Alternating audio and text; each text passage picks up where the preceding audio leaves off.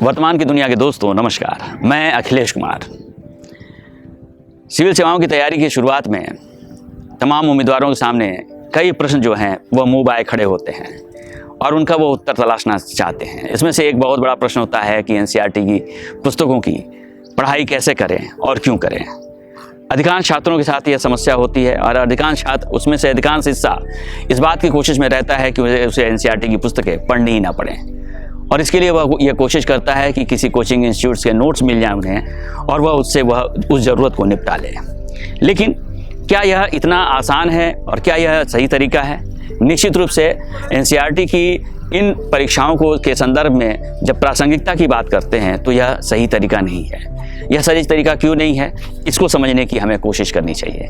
दरअसल एनसीईआरटी की जो पुस्तकें होती हैं वह इन परीक्षाओं की, चाहे वो यूपीएससी की परीक्षा हो या फिर राज्यों की पीसीएस की परीक्षाएं हो, उनके लिए एक आधार भूमिका, एक बेस का काम करती हैं और उसी बेस पर इन परीक्षाओं की तैयारी की जाती है। एनसीईआरटी की पुस्तकें कक्षा 6 से लेकर 12वीं तक की जो एनसीईआरटी की पुस्तकें होती हैं उन्हीं को पढ़ने की सामान्य रूप से वकालत की जाती है, जिसमें राज व्यवस्था, इतिहास, अर्थव्यवस्था, विज्ञान, समाजशास्त्र आदि से संबंधित पुस्तकें होती हैं। और यह इन पुस्तकों को पढ़ा जाना इसलिए भी अनिवार्य हो जाता है, इसके दो पक्ष हैं और पहला पक्ष जो है उस पहले पक्ष का कारण दूसरा पक्ष है जिसे मैं आपको समझाने की कोशिश करूँगा। एक तो ये कि एनसीईआरटी की जो पुस्तकें हैं इनसे प्रारंभिक परीक्षा में भी और मुख्य परीक्षा में भी ढेर सारे प्रश्न आते हैं। सामान्य रूप से अगर आप देखें तो जानकारों का यह मानना है कि प्रारंभिक परीक्षा में एनसीईआरटी की पुस्तकों से ही अकेले 30 से 40 प्रश्न आ जाते हैं। यानी यह कितना महत्वपूर्ण है कि जिस परीक्षा में 50 प्रश्नों के सही होने पर निर्णय होता हो सफलता का, उस परीक्षा के लिए अगर उस परीक्षा में इन किताबों से 30 प्रश्न आ जाते हैं तो कितना ज़रूरी होते हैं।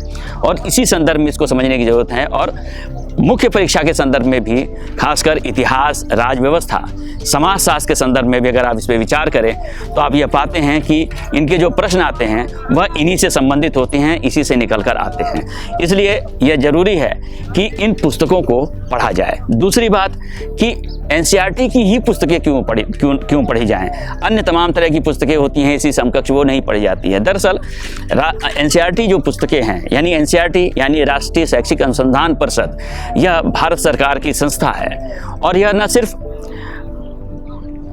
एनसीईआरटी जो पुस्तकें हैं वो सीबीएसई बोर्ड की स्कूलों में ही काम आती हैं, बल्कि इन पुस्तकों को, ये पुस्तकें जहां तैयार होती हैं या जो इससे संबंधित जो परिषद है राष्ट्रीय शैक्षिक अनुसंधान परिषद, वह राज्य सरकारों को भी इस संदर्भ में, शिक्षा के संदर्भ में राय देता है।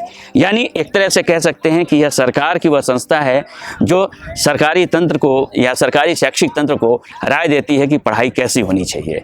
अब इसको और आगे आप सोचने की, इस बात को और आगे सोचने की कोशिश कीजिए तो आप पाते हैं कि दरअसल यह वह संस्था है भारत सरकार की जो उसकी व्यवस्था के अनुरूप शिक्षा प्रणाली के विकास को जिम्मेदार बनाती है। और आप जिस परीक्षा को दे रहे हैं उस परीक्षा का क्या योगदान है?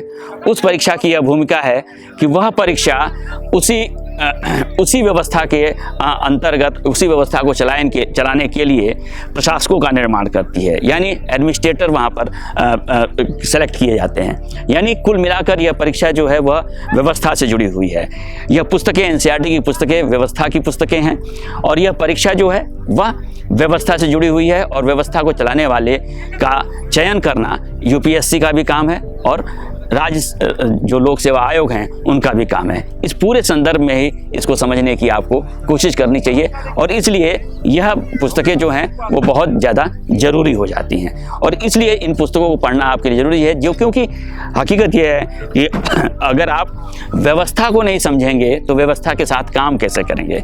यह पुस्तकें उस आधार भूमि को तैयार करती हैं जिस आधार भूमि पर आकर आप व्यवस्था को समझते हैं और उस व्यवस्था के अनुरूप काम करने के लिए अपने आप को तैयार करते हैं। यानी उस व्यवस्था के अनुरूप ढलते हैं और उस व्यवस्था को समझना ही दरअसल, इससे समझाना ही दरअसल इन पुस्तकों का उद्देश्य है। अब सवाल उठता है कि इन पुस्तकों को कैसे पढ़ें। एनसीईआरटी की पुस्तकों को देखकर आपको यह लग सकता है कि इनको पढ़ना आसान है, इसको समझना आसान है, यह सरल है, लेकिन ऐसा है नहीं। बिल्कुल इनको पढ़ना आसान है लेकिन इनको समझना कठिन है। और यही बात आपको इन्हें यही बात आपके लिए भी सही है कि इन्हें पढ़ना नहीं है, बल्कि आपको इन्हें समझना है। क्योंकि आप सिस्टम को समझेंगे नहीं तो सिस्टम में काम कैसे करेंगे, सिस्टम में सुधार कैसे करेंगे। और अब इस बात को मैं आपको एक उदाहरण के जरिए समझाना चाहता हूँ। यहाँ हम बात करना चाहते हैं आपकी 12वीं क्लास की एनसीईआरटी पुस्तक भारतीय इतिहास के कुछ विषय भाग 1 के पहले अध्याय की। अब यह समझिए कि कैसे एक अध्याय आपके इतिहास, भूगोल, पर्यावरण, विज्ञान, राज्य व्यवस्था और अर्थव्यवस्था की समझ का परीक्षण कर सकता है। इस अध्याय को देखिए, ईंट, मनके तथा अस्थियां, हड़प्पा सभ्यता। यह शीर्षक है आपको एक ऐसी दुनिया में ले जाता है जहां आप खुद ही एक प्राचीन सभ्यता से रूबरू होते हैं। आप इस सबसे परिचित हैं, ईंट से भी, मनके से भी और अस्थियों से भी, यहाँ तक कि हड़प्पा सभ्यता से भी।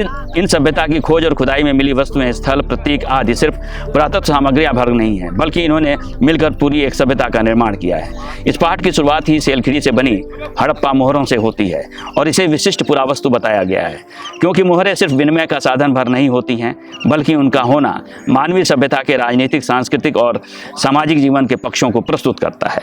उनकी बनावट और आकार सभ्यता की कला और संस्कृति के विभिन्न पक्षों की जानकारी देते हैं। इसमें उस समय के शिल्प, धातु विज्ञान, गणित, व्यापार, समाज, जीव जगत आदि के कई पक्ष उजागर होते हैं।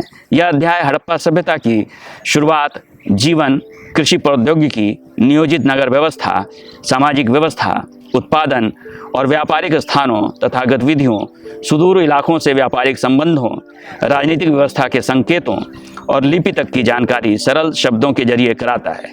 यानी इस पाठ को पढ़ते समय आप सिर्फ उस सभ्यता को नहीं समझते हैं, बल्कि आप मानवीय सामाजिक जीवन के शुरुआती दौर, समाज व्यवस्था, राजनीति, अर्थतंत्र, सामाजिक संबंध, विज्ञान, शिल्प, संस्कृति आदि का भी अनुमान लगाते हैं और समझते हैं। अब इस अध्याय के संदर्भ में यूपीएससी की आपसे क्या अपेक्षा हो सकती है? यूपीएससी की यह अपेक्षा तो है ही कि आप इस सभ्यता के सभी तथ्यों को जानें कि कौन सी वस्तु कहाँ मिली और कौन सी जगह कहाँ स्थित है। लेकिन वह आपसे यह भी पूछ सकता है कि क्या हड़प्पा की नगर नियोजन योजना आज भी प्रासंगिक है? क्या वह आज की शहरी जीवन शैली के लिए मार्गदर्शक की भूमिका निभा सकती है? क्या हमारा आज उसी मानवीय सभ्यता की निरंतर चली आ रही यात्रा का पड़ाव है? आदि उसने इसे पूछा भी है। इसके जरिए आपके नियोजन की समझ, वैज्ञानिक चेतना, दूरदर्शिता और किसी सिस्टम को लेकर आपके नज़रियों को परखा जा सकता है। इसके साथ ही यूपीएससी आपसे यह भी जानना चाह सकती है कि आखिर इस सभ्यता के अंत के लिए विभिन्न कारणों की भूमिका के साथ साथ क्या जलवायु भी जिम्मेदार थी? क्या जमीन में लवणता के बढ़ने का भी सभ्यता के अंत में कोई योगदान रहा होगा? क्या इसमें नदियों के स्थान परिवर्तन की कोई भूमिका हो सकती है? आदि आदि तमाम तरह के सवाल पूछे जा सकते हैं। इसमें पर्यावरण और भूगोल का अध्ययन आपकी मदद करता है। इसके लिए आपको जलवायु परिवर्तन के साथ साथ कई भौगोलिक कारणों को समझना होगा। यह अप्रत्यक्ष रूप से आपकी पर्यावरण, पारिस्थितिकी और भारत जैसे देश की भौगोलिक प्राकृतिक संरचना की समझ को परखने का भी सवाल है। यूपीएससी आपकी इस जानकारी को भी परख सकती है कि हड़प्पा सभ्यता में राजतंत्र से जुड़े अवशेषों का अभाव है, लेकिन व्यवस्था के संयोजन के लिए कोई न कोई व्यवस्था तंत्र जरूर रहा होगा। उपलब्ध साक्ष्यों के आधार पर आप क्या अनुमान लगा सकते हैं? इतिहास की इस कड़ी को समझने में आपका राजनीति विज्ञान का ज्ञान काम आएगा, जिसकी शुरुआत निश्चय ही एनसीईआरटी की राजनीति विज्ञान की पुस्तकों से होगी। इन सवालों को हल करने में वही इतिहास और भूगोल की 6ठी से 12वीं क्लास तक की एनसीईआरटी की पुस्तकें काम करती हैं। अब आपको स्पष्ट हो गया होगा कि कैसे एक विषय दूसरे विषय से जुड़ा हुआ है। यह भी स्पष्ट हो गया होगा कि एनसीईआरटी की पुस्तकें कैसे इन विषयों को जोड़ने में, इनको समझने में बखूबी काम करती हैं। अब एक सवाल यह पैदा होता है कि कौन सी एनसीईआरटी की पुस्तकें पढ़ी जाएं। इसमें बच्चे काफ़ी परेशान होते हैं। वो पूछते भी हैं कि पुरानी एनसीईआरटी पढ़ी जाए कि नई एनसीईआरटी पढ़ी जाए। मुझे लगता है कि दोनों एनसीईआरटीज़ को देखकर मुझे यह लगता है कि अगर हम सबसे पहले 2 बार नई एनसीईआरटी पढ़ लें और नई एनसीईआरटी पढ़ते समय ध्यान रखें कि पहली बार जब एनसीईआरटी पढ़ें तो हम एक पेन लेके उस एनसीईआरटी को पढ़ते जाएं और उस पर निशान लगाते जाएं, और जब दूसरी बार उसे पढ़ें तो उसे हम एक पेज पर नोट कर सकते हैं, कॉपी में नोट कर सकते हैं।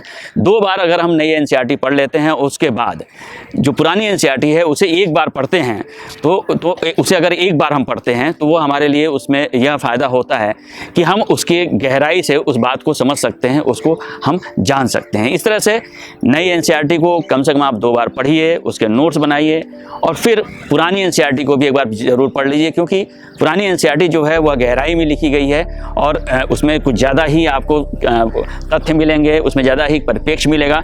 इसलिए 2 बार नई एनसीईआरटी पढ़िए, 1 बार पुरानी एनसीईआरटी पढ़िए। और फिर अब ये इस बार एक बार और एक सवाल उठता है कि कौन सी एनसीईआरटी पढ़ दी जाए। तो सामान्य रूप से 6ठी से लेकर 12वीं तक की एनसीईआरटी का अध्ययन आपके लिए करना अच्छा होगा। और इसमें आप इतिहास, राज्य व्यवस्था, अर्थशास्त्र, विज्ञान, समाजशास्त्र आदि की जो एनसीईआरटी है उसका अध्ययन कर सकते हैं। इतिहास के संदर्भ में आप उसकी संस्कृति के संदर्भ में संस्कृति से संबंधित एनसीईआरटी का भी अध्ययन कर सकते हैं। हम आपको अभी आगे हम आपको एक लिस्ट देने जा रहे हैं, जिस लिस्ट में आप ये जान सकते हैं कि किस क्लास की कौन सी एनसीईआरटी किस विषय से संबंधित हमें पढ़नी चाहिए। उम्मीद है कि आपको यह पूरा परिप्रेक्ष्य एनसीईआरटी को लेकर समझ में आया। हमने संक्षेप में इसे रखने की कोशिश की है, खासकर आपको यह बताने की कोशिश की है कि एनसीईआरटी को दरअसल आप गंभीरता से लीजिए, क्योंकि इसका बड़ा योगदान है आपकी इस परीक्षा में।